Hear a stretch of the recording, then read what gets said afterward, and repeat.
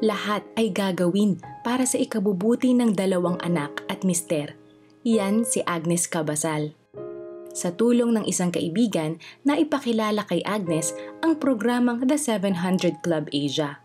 Nakakakuha ako ng insight doon na tumatag at lumalim yung mga turo nila tungkol sa salita ng Diyos, ganyan, sa Biblia, ganyan. Sabi nga mo, patuloy at huwag patitinag. Mula noon ay naging avid viewer na si Agnes ng The 700 Club Asia hanggang sa isang pagsubok ang dumating sa kanyang pamilya. Nagkasakit ang kanyang isang anak, balisa at hindi alam kung ano ang gagawin. Nakahanap ng karamay si Agnes sa pamamagitan ng CBN Asia Prayer Center. Dito ay humingi ng panalangin si Agnes para sa kagalingan ng anak na may sakit. May lagdat siya noon eh.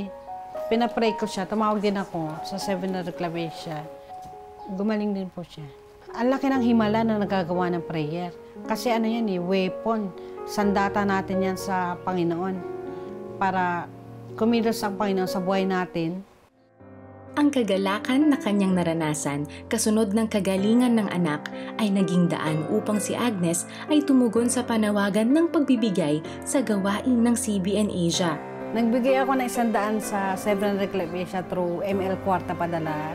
Yung mga ginagawa nilang tulong, yung sa Operation Blessings, kahit sang tatawid pa ng dagat para magpamigay ng tulong. Totoo pala yung pag nagbigay ka ay ibabalik sa'yo ng Lord. Through prayers po talagang totoo ang Diyos na sumasagot ng panalangin. Sa isang tawag, natagpuan ni Agnes ang isang buhay na puno ng pag-asa na nagmumula sa Diyos.